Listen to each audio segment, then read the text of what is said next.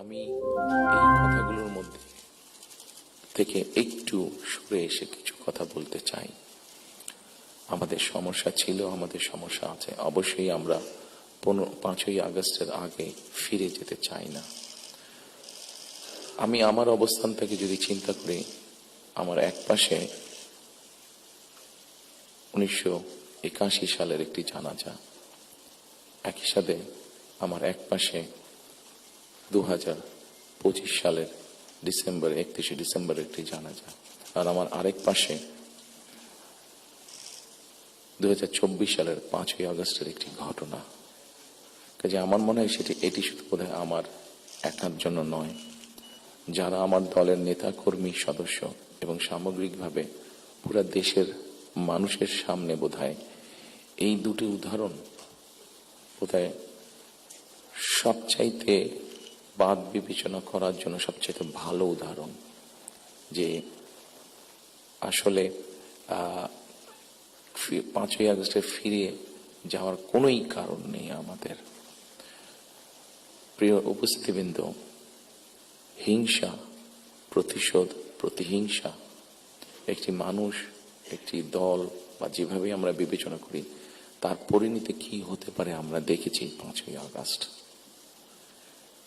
এবং আমি সেজন্যই সকলকে অনুরোধ করব, দল মত নির্বিশেষে আমাদের মধ্যে মত পার্থক্য থাকবে, কিন্তু আমরা যদি চেষ্টা করি তাহলে সেই মত পার্থক্যের মধ্যে রেখে আলোচনার মাধ্যমে সেটি অনেক সমস্যার সমাধান হয়তো আমরা বের করে আনতে সক্ষম হব। কিন্তু কোনোভাবেই সেটি যাতে মত বিভেদের পর্যায়ে চলে না যায়। মত বিভেদ হলে জাতিকে বিভক্ত করে ফেললে কি হতে পারে আমরা দেখেছি। আজকে সেই জন্য অনেকের মুখে অনেক হতাশার কথা আমরা শুনি, কিন্তু তারপরেও আসার কথা হচ্ছে যে তাদের কাছে ভবিষ্যতের চিন্তাও আছে, ভবিষ্যতের পরিকল্পনা আছে।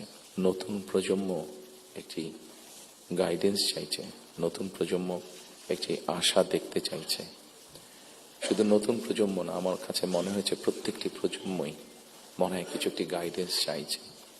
আমরা যারা রাজনীতিবিদ করি আমাদের কাছে হয়তো অনেক প্রত্যাশা, সকল প্রত্যাশা হয়তো বা পূরণ করা সম্ভব নয়, কিন্তু আমরা রাজনীতিবিদরা যদি 1971 সাল,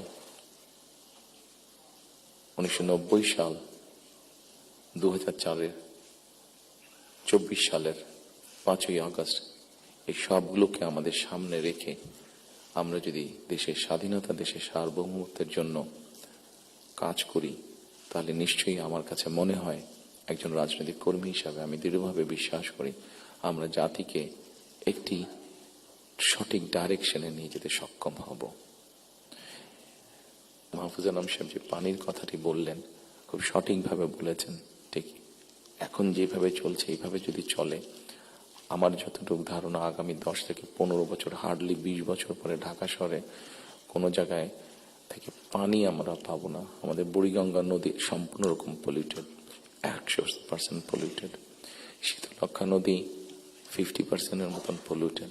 এখন মেঘনা নদী থেকে পানি আনার চেষ্টা করা হচ্ছে, আসছে বোধহয় একটা প্রজেক্ট কাজ হচ্ছে, কিন্তু এটার পানিও আগামী 10 থেকে 15 বছরের মধ্যে পলিউটেড হয়ে যাবে। ঢাকা শহরে যে 3.5 কোটি মানুষের মতন মানুষ বাস করছে, এদের কেউ পানি পাবে না। পানির অপর নাম জীবন। সারা দেশে যদি এই সমস্যা শুরু হয় তাহলে বিষয়টি কত ভয়াবহ হতে পারে। আমার মনে হয় এইরকম বিষয়গুলি নিয়ে বোধহয় এখন আলোচনা হওয়া উচিত, সেটি সংসদে হোক, সেটি বিভিন্ন সেমিনারে হোক, কারণ তা না হলে একটি ভয়াবহ ভবিষ্যৎ আমাদের সামনে অপেক্ষা করছে। হয়তোবা হচ্ছে তরুণ সমাজের সদস্য, এই তরুণ সমাজের সদস্যদেরকে বিভিন্নভাবে আমাদেরকে উপায় বের করতে হবে কিভাবে তাদের কর্মসংস্থানের ব্যবস্থা হয়, সেটি দেশের ভিতরে হোক, সেটি দেশের বাইরে হোক। আমরা যদি এটি সক্ষম না হই এই কাজটি করতে, তাহলে আমরা 5ই আগস্ট বলি, 90-এর আন্দোলন বলি, 1971 সালের স্বাধীনতা যুদ্ধ বলি, আমাদের মনে হয় খুব সম্ভবত প্রত্যেকটি প্রত্যাশা ধ্বংস হয়ে যাবে। এখানে একজন সংবাদকর্মী, নারী সংবাদকর্মী, নারীর নিরাপত্তা বা নিরাপত্তা নিয়ে কথা বলেছেন উনি। আমরা মনে করি নিরাপত্তা শুধু নারীর না, নারী পুরুষ উভয়ের ক্ষেত্রে হওয়া উচিত। ছোট যদি একটি এক্সাম্পল দিই, খুব সম্ভবত বাংলাদেশে বছরে 7,000-এর মতন মানুষ, খুব সম্ভব গত বছর 7,000-এর মতন মানুষ রোড অ্যাক্সিডেন্টে মারা গিয়েছে। আমার কাছে বিষয়টি খুব অস্বাভাবিক লাগে। আমার ধারণা আপনারা যদি একটু চিন্তা করেন, আপনাদের প্রত্যেকের কাছে বিষয়টি অস্বাভাবিক লাগবে, কিন্তু ঘটনাটি ঘটছে, কোনো বছর বেশি, কোনো বছর কম। এই অস্বাভাবিক ঘটনাটি কেন ঘটবে?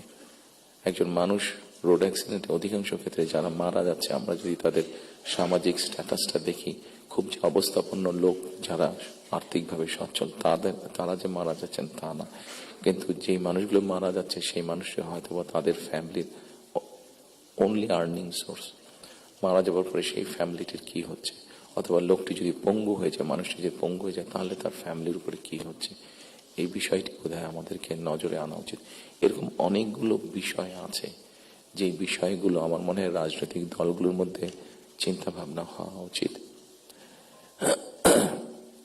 এখানে শাইখ সিরাজ সাহেব বসে আছেন, ওনার একটি বিখ্যাত প্রোগ্রাম আছে কৃষি সংক্রান্ত।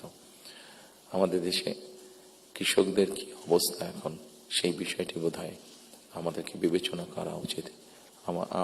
উনি ভালো বলতে পারবেন। আমার যতটুকু ধারণা আছে যে মানে সরাসরি জমিতে কৃষিকাজের সাথে জড়িত জমির মালিক এরকম কৃষকের সংখ্যা প্রবাবলি 1.5 কোটির মতন সারা বাংলাদেশে, 1,50,00,000-এর মতন। এর মধ্যেও ডিফারেন্ট ক্যাটাগরির কৃষক আছে। এই কৃষকদের বিভিন্ন অসহায়ত্বের নিউজ আপনাদের সংবাদপত্রে প্রকাশ হয়, বিভিন্ন সময় আপনাদের খবরেই প্রকাশিত হয়েছে, বিভিন্ন সময় সেটি ইলেকট্রনিক মিডিয়া হোক, সেটি মেইন মিডিয়া প্রিন্টেড মিডিয়াতেই হোক, প্রকাশিত হয়েছে। এদের ব্যাপারে আমি আমার বিগত সরকারের কথা বলবো, আমার দলের বিগত সরকারের কথা বলবো। সেই সরকার বিভিন্ন সময় বিভিন্ন পদক্ষেপ গ্রহণ করেছে। এত বিশাল সংখ্যক মানুষ, যারা 20 কোটি মানুষের খাওয়া পড়ার ব্যবস্থা করছে, খাওয়ার অন্নের সংস্থান করছে, সেই এত বড় সমাজটাকে কিভাবে সাপোর্ট দেওয়া যায়, তাদের হয়তো সেভাবে বলার সুযোগ নেই। এখানে আপনারা সংবাদ 3টি কাজে খরচ করে। প্রথমত তার ফ্যামিলির স্বাস্থ্যের পেছনে, দ্বিতীয়ত তার ফ্যামিলির ছেলে মেয়েদের শিক্ষার পিছনে, তৃতীয়ত সে যে অর্থটা জমা করতে পারে সেটি সে ছোট ছোট ভাবে ইনভেস্ট করে। খুব স্বাভাবিকভাবে এইভাবে যখন সে ইনভেস্ট করা ধরবে, স্বাভাবিকভাবে তার গ্রামের লোকাল ইকোনমিটা স্ট্রেংথেন হবে, তার উপজেলার ইকোনমিটা স্ট্রেংথেন হবে, তার জেলার ইকোনমিটা স্ট্রেংথেন হবে, তার পরিবারটা শিক্ষিত এবং তার পরিবারটা যদি হেলদি হয়, এইভাবে পুরো গ্রামটা হবে, এভাবে পুরো উপজেলাটা হবে, এইভাবে পুরো জেলাটা, বিভাগ, একসময় গিয়ে দেশটা হবে। সেই প্রত্যাশা রেখে আবার আপনাদেরকে ধন্যবাদ জানিয়ে আমার বক্তব্য শেষ করছি। আসসালামু আলাইকুম। JTV, বিশ্বাসে আস্থায় অবিচল।